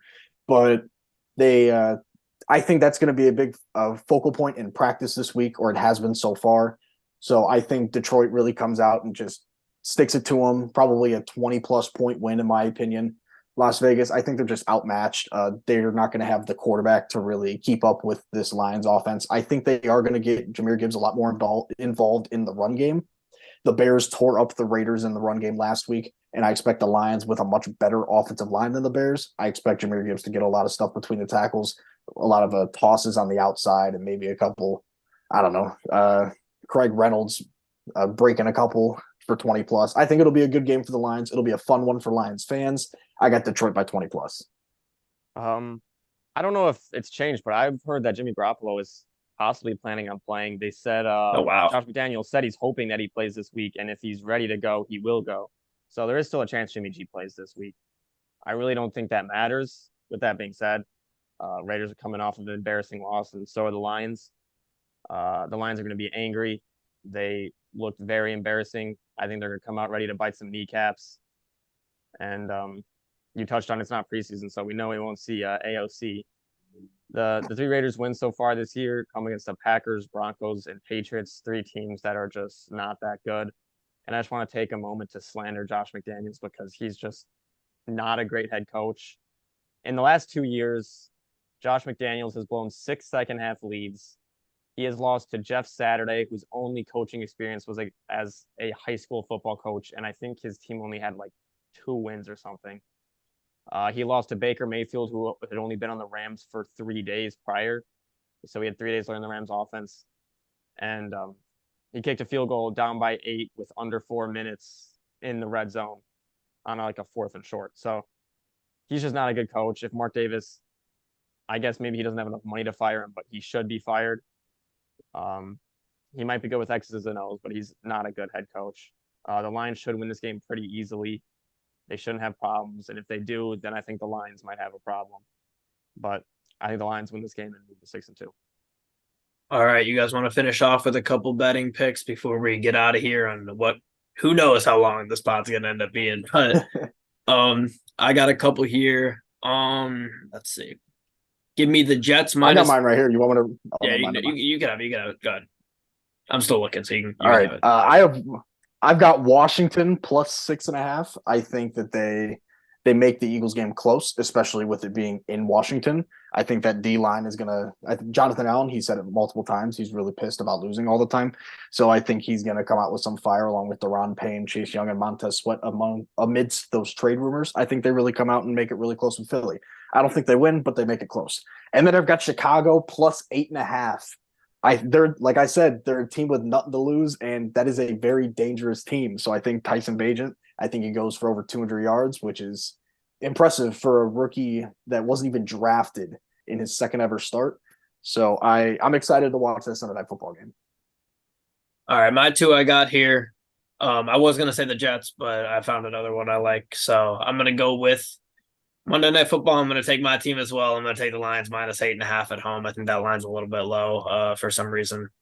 And Texans minus 3 in Carolina. Yeah, my two picks. I talked about how Mike Vrabel is just incredible coming off the bye. He's 8-0 with 8 days rest. So I'm going to take the Titans plus 2.5. Um, they're just great when they have the bye week. Vrabel's great at that. And then my other one is Bengals plus 5.5.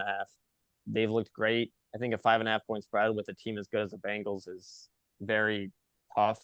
So I think the Bengals, I think they win it outright, but I'm going to take the plus 5.5 spread. All right, so that will do it for our NFL preview, NBA preview, college football recap, and Monday Night Football recap episode. This is episode 19, I believe. And as always, don't forget to like and subscribe, hit the notification bell so you find out whenever we drop a new video. Follow all of our socials in the description of the channel, and we will see everyone in the next one.